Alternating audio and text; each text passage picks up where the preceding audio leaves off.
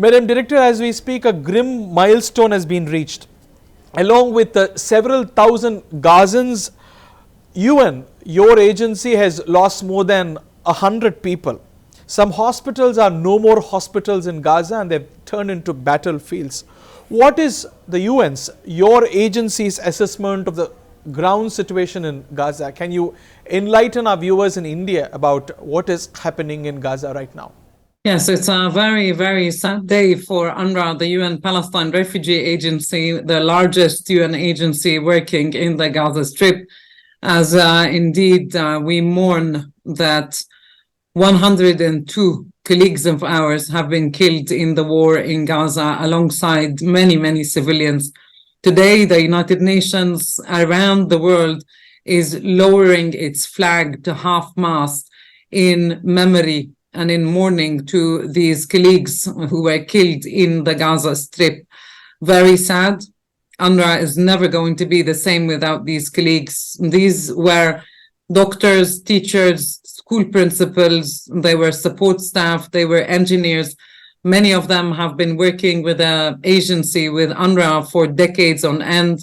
Many of them were killed with members of their family. It's just horrific. Is it true that along with hospitals, UNRWA facilities are subjected to targeted attacks in Gaza? Look, since the war began on the 7th of October, across the Gaza Strip, more than 60 facilities that belong to UNRWA, including facilities where we have been hosting families of displaced people, they have been impacted. More than 10 of them have come under what we call a direct hit. They received a direct hit, including only yesterday morning, one of our guest houses that is the house of our international staff in the south of the Gaza Strip. It received 3 direct hits. And so nowhere is safe in Gaza, and no place, including the UN facilities, have been spared. And this is an indication that the situation in the Gaza Strip is really unprecedented. The laws of war have all been broken. The Israeli accusation is the combatants exploit UNRWA infrastructure as shields for them in Gaza, along with schools and hospitals. What we do know is these are our United Nations facilities. These are primarily schools that we used to teach kids in before the war began, and now we were forced to turn them into shelters. We have 780,000 people who have come to seek shelter under the very same blue UN flag.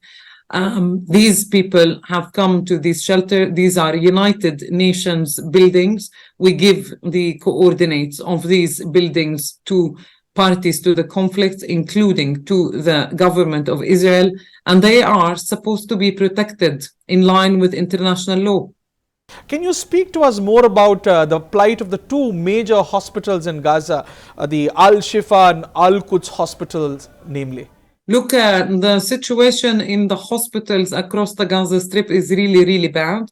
It was made far worse by the siege, which meant that these hospitals did not get the supplies that they need.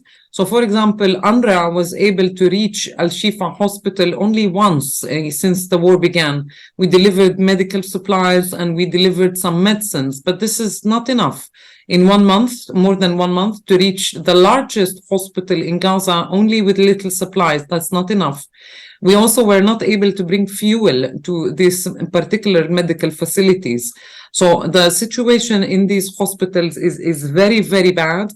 The hospital itself, Al-Shifa in particular, what we do know is that it's also hosting tens of thousands of people who have come to seek shelter and protection in the courtyards and in the parking lots of the hospital. And hospitals should always be protected, including during times of conflict. The accusation is Al-Shifa is used as a major command center of Hamas. Is that something your agency can confirm? I cannot confirm this at all, and I don't have any information.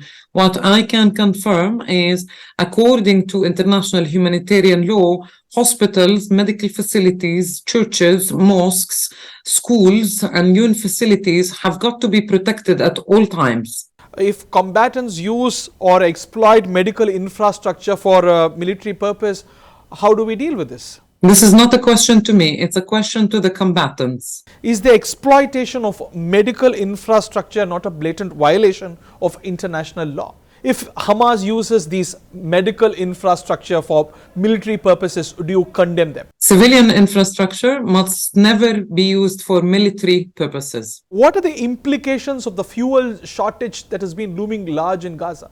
It will have a direct impact on our operations, on UNRWA humanitarian operations and the response that we are involved in responding to the needs of people in Gaza.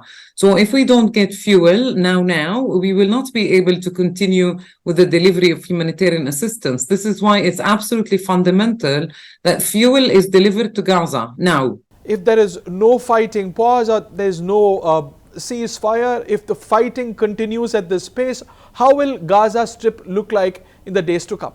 Look, it's already a graveyard for many, many thousands of children, of older people, of women, of men, of our own colleagues that we lost. It's a graveyard already. Life for 2 million people in the Gaza Strip has been hell for the past 1 month. And the longer this war continues, the faster we get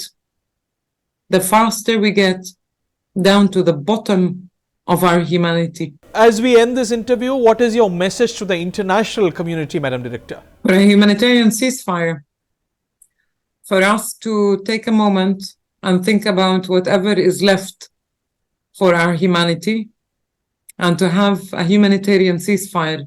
And so we look at all the member states to put pressure on parties to the conflict to reach a humanitarian ceasefire. Until then, what UNRWA needs and what the people of Gaza need, they need humanitarian assistance that should come into the Gaza Strip without any restrictions and on a much higher volume.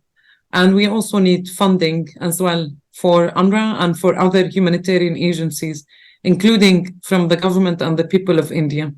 Every penny that will come to UNRWA will save a life. Thank you very much, Madam Director, for talking to Thanthi TV. Thank you so much. Thanks a million for your interest and for giving me the time. Thank you very much. Very kind of you.